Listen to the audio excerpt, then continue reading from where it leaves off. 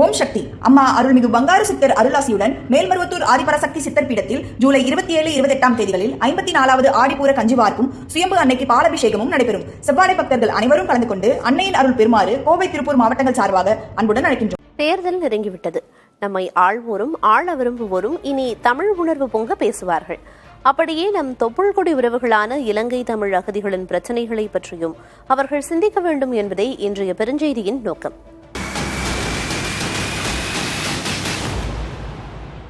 ஈழம் என்ற வார்த்தை தமிழர்களின் உணர்வோடு கலந்த ஒன்று. ஈழத் தமிழர் நலன் குறித்து பேசுவது தமிழ் உணர்வுக்கான அடையாளமாகவும் பார்க்கப்படுகிறது.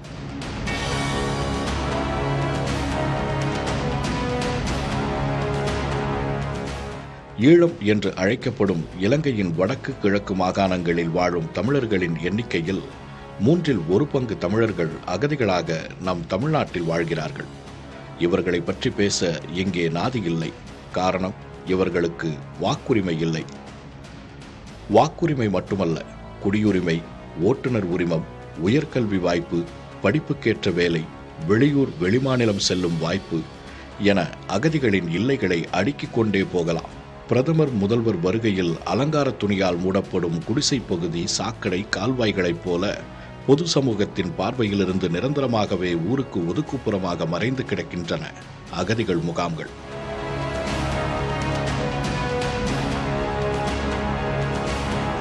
புதிதாக கட்டப்படும் மறுவாழ்வு முகாம்கள் சில இன்னமும் ஒதுக்குப்புறத்துக்கு நகர்கின்றன.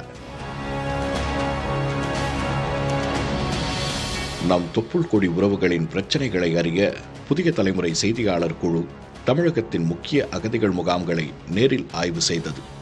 வயது முதிர்ந்த அகதிகள் குண்டுவெடிப்பு, துப்பாக்கிச்சூடு, இன அழிப்பு நடவடிக்கைகளிலிருந்து தப்பி வந்த எங்களுக்கு அடைக்கலம் தந்தது தமிழ்நாடு என்று நன்றி பெருக்கோடு சொன்னார்கள்.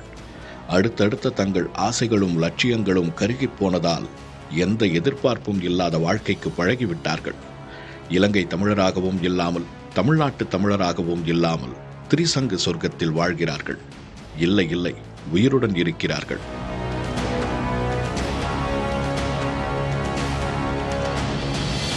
இளைஞர்களோ கூடுதல் அதிருப்திகளும் ஏமாற்றத்திலும் இருக்கிறார்கள்.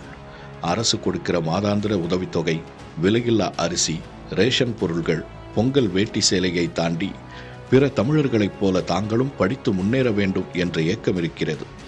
சித்தாள், கொத்தனார், பெயிண்டர் வீட்டு வேலையை தாண்டி ஐடி ஸ்டாஃப் போல கை நிறைய சம்பாதிக்க வேண்டும், கௌரவமாக வாழ வேண்டும் என்ற ஆசையும் அவர்களுக்கு இருக்கிறது.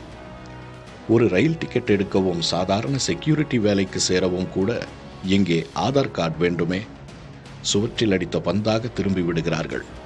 அவ்வப்போது நடக்கும் தணிக்கையின் போது முகாமில் இல்லை என்றால் கியூ பிரான்ச் போலீசார் வழக்கு போட்டு எதிர்காலத்தையே பாழாக்கி விடுவார்களே என்ற யதார்த்தமும் அவர்கள் முன் தடைச்சுவராக நிற்கிறது.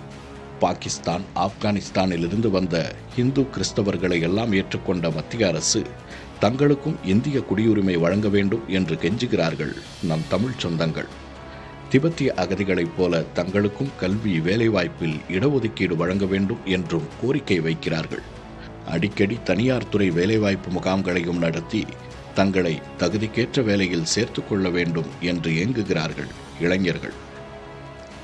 தஞ்சம் புகுந்த அத்தனை நாடுகளிலும் ஈழத்தமிழர்கள் வசதி வாய்ப்புடன் அறிவுச் சமூகமாக இருக்கிறார்கள். தாய் தமிழ்நாடு மட்டும் அவர்களை இன்னமும் அகதிகளாக, அடிமைகளாக, குற்றப்பரம்பரையாக வைத்திருப்பது நம் பெருமைக்கு இழுக்கல்லவா? உயிரை காத்த தமிழக அரசு அவர்கள் சுயமரியாதையுடன் வாழவும் வழி செய்யுமா?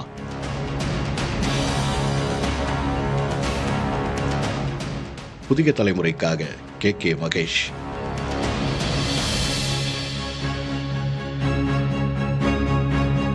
ஓம் சக்தி அம்மா அருள்மிகு பங்காரு சித்தர் அருளாசியுடன் மேல்மருவத்தூர் ஆதிபராசக்தி சித்தர் பீடத்தில் ஜூலை 27, 28 தேதிகளில் 54வது ஆடிப்பூர கஞ்சிவார்ப்பும் சுயம்பு அன்னைக்கு பாலாபிஷேகமும் நடைபெறும். செவ்வாடை பக்தர்கள் அனைவரும் கலந்து கொண்டு அன்னையின் அருள் பெறுமாறு கோவை, திருப்பூர் மாவட்டங்கள் சார்பாக அன்புடன் அழைக்கின்றோம்.